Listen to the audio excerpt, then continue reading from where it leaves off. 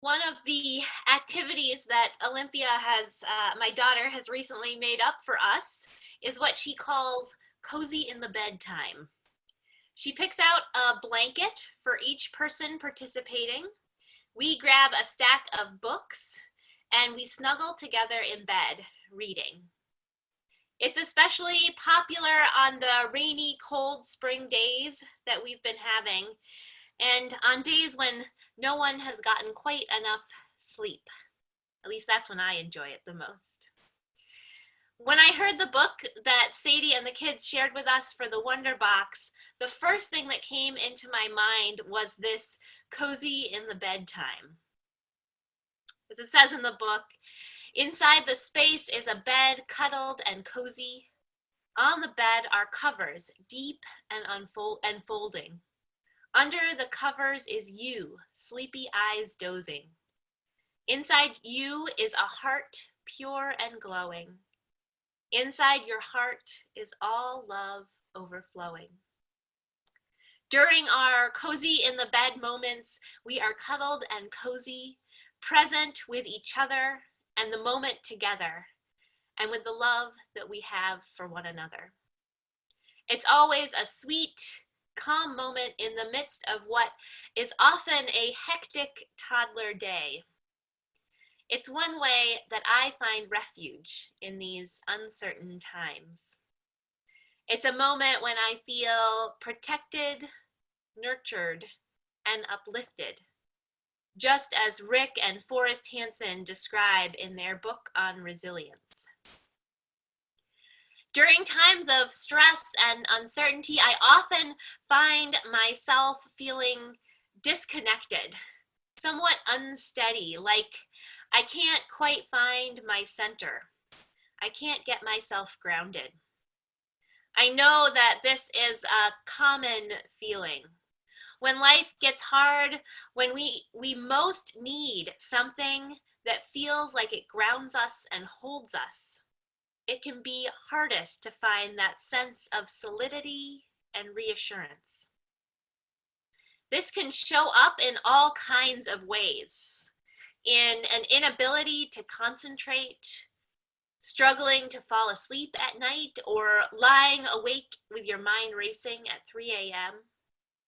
Heightened emotions in all kinds of ways, irritability, tears that come more easily than usual. It can also show up as frenzied activity, an effort to keep yourself busy so you don't have to think or feel. I know that we all have been experiencing all of these over the last several weeks. We are living in a heightened state of anxiety, and that grounding connection to ourselves can be so hard to find. So many of us are living with this constant state of feeling off kilter, unsteady, adrift. And so more than ever in times like these, we need to seek out moments of refuge, to find ways to reconnect with ourselves, with our center, with our sources of strength, to remember that we are, in fact, held in love. We need to find some sort of shelter from the storms of life that are swirling around us. Though it is also true that we need to face the world and understand its pain and dangers, we cannot live in a constant state of anxiety, fear, or sorrow. We need moments to step away, to ground ourselves, to remember that there is laughter and joy in the world too, to remember that there is stillness and love. This is what Rick and Forrest Hansen are talking about when they describe finding refuge. To be resilient, to make it through the hard times in our lives and in our world, one of the things we need are ways to step away from those hard things, to take a break and reconnect with ourselves. They gave several examples of what this could look like. A person, a memory or idea, an activity, or daily ritual.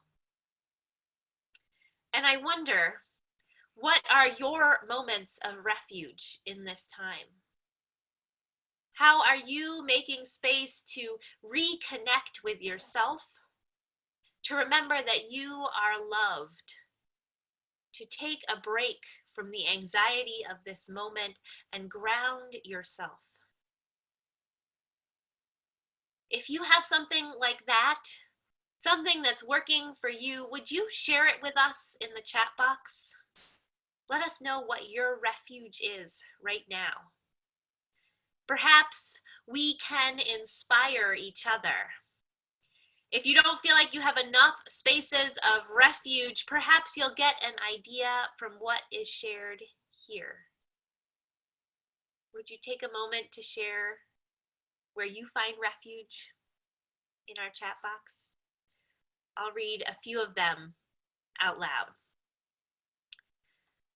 Finding moments of wonder in nature, photography and photo editing, the garden, bird watching, walking in good weather and in bad, listening to the birds, listening to music, riding my bike, snuggling with the kids during a movie, cooking and baking, happy coloring app, sitting outside in nature, listening to spa music, phone calls with family, hiking little known trails, time in the morning with the birds, playing my instrument, knitting, planning to knit, playing with yarn,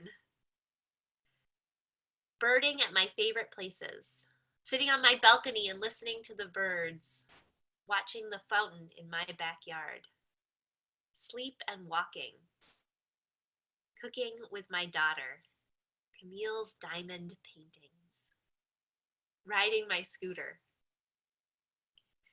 All of these and more are important ways of grounding ourselves in these uncertain times. Keep sharing those in the chat box. I'd love to see them. If we are going to weather this storm, and I know eventually we will, we are going to need to pace ourselves, to take breaks, to find refuge in whatever ways we can. And so in this coming week, I invite you to notice how you are finding refuge in this time.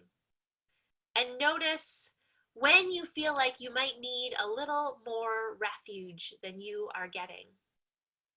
To help us get started with that, Sadie is going to lead us in a guided meditation taken from the Hanson's book. This guided meditation has some prompts in it and kind of a fill in the blank with what your refuge is that you've chosen. So as I read it to you, I will put in the refuge that has been working for me, which is wonders in nature. When I see them, I hold on to those memories.